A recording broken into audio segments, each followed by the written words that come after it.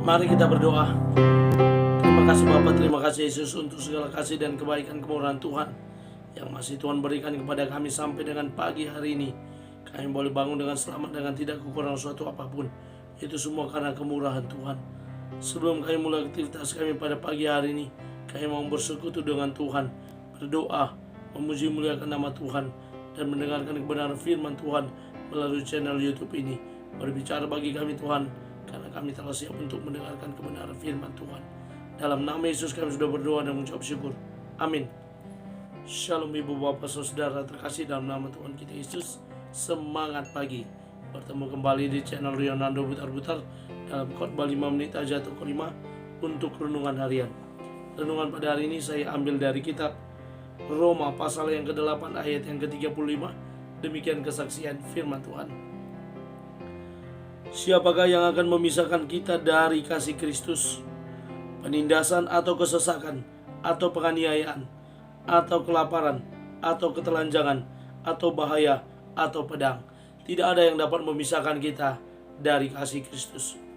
Ibu bapak saudara terkasih dalam nama Tuhan kita Yesus, saya mengutip sebuah artikel kesaksian dari seorang pemuda di Cina dari video kesaksian Kristen, di mana seorang yang bernama Gao Liang, dia seorang pemuda yang berusia 17 tahun yang mengenal Kristus, dan dia melayani dan turut menginjili kepada para pemuda yang ada di tempat tinggalnya. Dan suatu ketika dia ditangkap oleh polisi bersama dengan pamannya ketika dia baru pulang pelayanan menginjili kepada kaum muda, dan dia ditangkap dengan alat bukti Alkitab yang ada di tasnya, dan dia pun dibawa ke penjara. Dalam penjara dia disiksa dengan sangat-sangat sadis yang tidak sepatutnya diberikan kepada seorang anak yang berusia 17 tahun.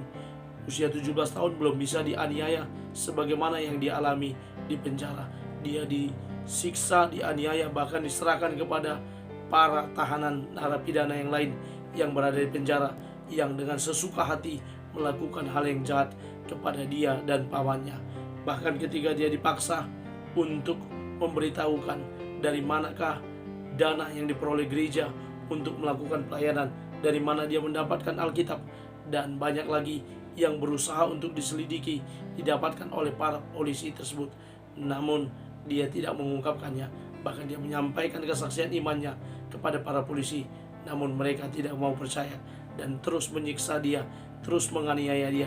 Bahkan akhirnya dia dikenakan pidana 1 tahun penjara dan melakukan banyak pekerjaan dan mengalami banyak penganiayaan dan kesusahan selama di penjara. Diberi makan yang serba sedikit dan terus menerus dianiaya, bahkan dengan strum listrik yang dikenakan kepada tubuhnya membuat dia semakin susah, dan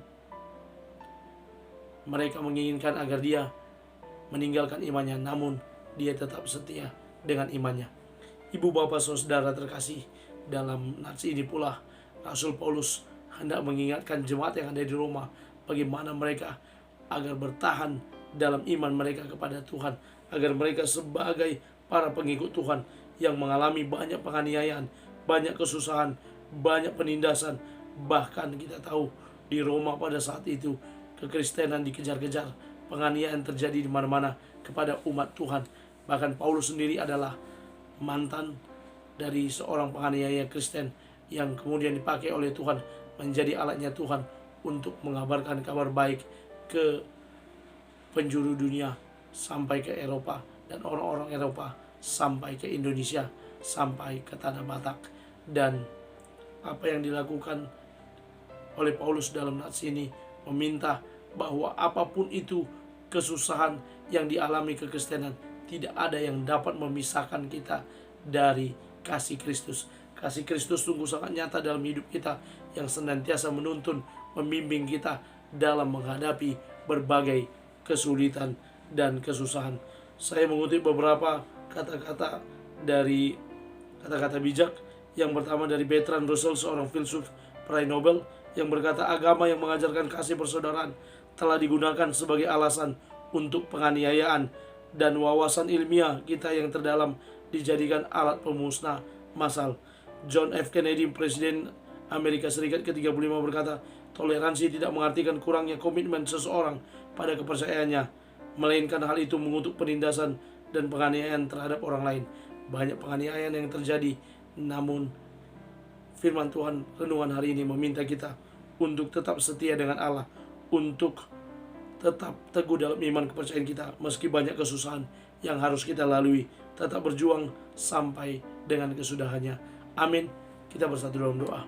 Terima kasih Bapa untuk firman-Mu. Mampukan kami untuk menjadi para pelaku firman Tuhan yang tetap setia meski banyak kesusahan yang kami alami, yang kami lalui. Bersama dengan Tuhan kami tetap kuat sampai dengan kesudahannya. Dalam nama Yesus kami mulai hari ini, kami berdoa dan mengucap syukur. Amin. Selamat beraktivitas. Tuhan Yesus memberkati. Shalom.